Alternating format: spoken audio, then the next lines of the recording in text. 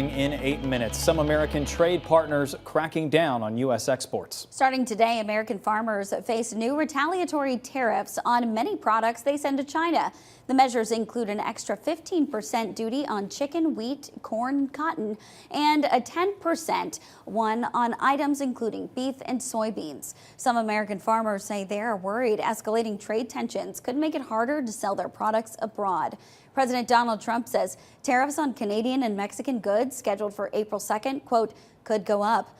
Commerce Secretary Howard Lutnick says duties on steel and aluminum imports are set to start Wednesday. He acknowledges some prices might rise in the U.S., but the president says any pain would be short term.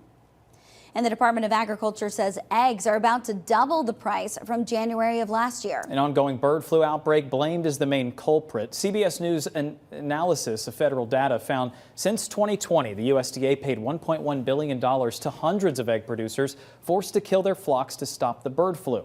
Yet despite the public investment, egg supply issues remain, and prices jumped more than 15% in January alone.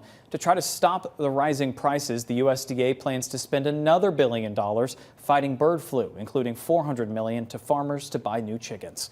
And this morning, a reminder to make sure you keep your car locked whenever you're not in it. The reason a new report is shedding light on just how much of a problem car theft is in Tennessee.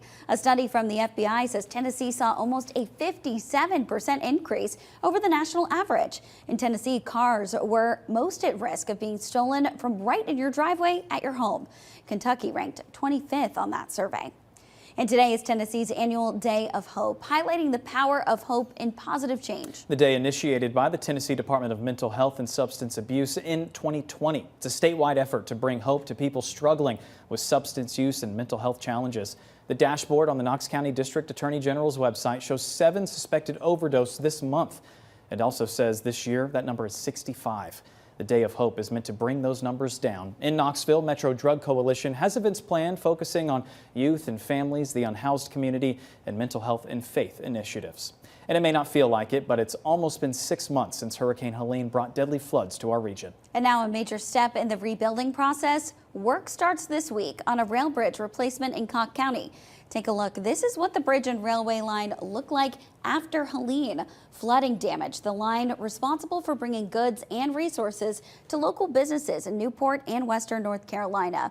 The replacement bridge is set to be installed this week. Contractors plan to have the entire line functional by the end of the month.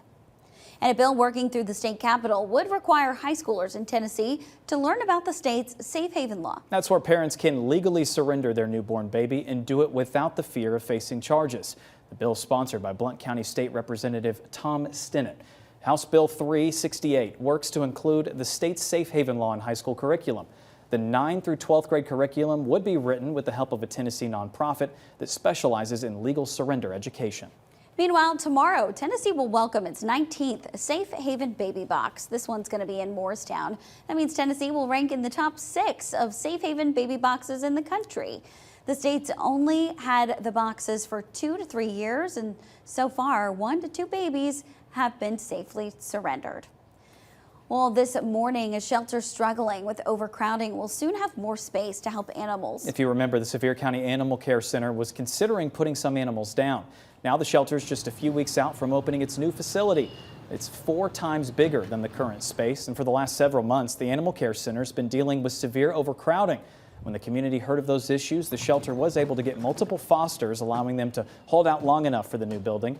In the meantime, the center is asking for your help with donations. They've got a building wish list for the move. We've got that link for you inside your WVLT News app. And it's not just the Sevier County Animal Shelter asking for help. Young Williams Animal Center is asking you if you're sticking around for spring break to help a shelter pet enjoy a little break of their own. Young Williams needs temporary foster homes for some of its dogs while their foster families travel. They make it as easy as possible for you. You don't have to worry about getting supplies. Young Williams will give you everything you need. If you can't take in a dog, they also need donations for their foster department. That includes puppy pads and kitten food. In downtown Knoxville, parking is changing. Starting today, all parking meters should be gone. Signs for new rates and the new digital payment system are in their place. But the city says there is a grace period for on-street parking through March 28th. Warnings will be issued, but tickets will not be written until then. Wipe that sleep out of your eyes. We're going to check with your first alert traffic with Olivia Kelfi. Yeah, guys, good news for your Monday morning. Traffic is still moving along. Here's a look at that big picture. You see the green, see the movement. Nothing we are not used to seeing this morning. Now, closer on into those morning commute hotspots, still moving right along. No major issues on I-75, 640, I-40, Chapman Highway, Alcoa Highway, looking good at the moment. We'll take a couple live looks. I-75 at Merchant Drive, north and southbound lanes moving along there, and I-640 at Western Avenue, east and westbound lanes also moving. So that is definitely some good news. Quick look downtown, same story there. Overall, no major issues. 5 minutes to 7, and I would say really no major issues with clouds. Just know that this morning this is making a difference in your comfort. Only dropping a couple of sprinkles across the southern half of our area. Most of this literally dries out before it makes it to the surface outside of the mountains. The clouds impacting your comfort. I watched temperatures kind of bouncing around in the upper 30s to 40 degrees throughout the valley.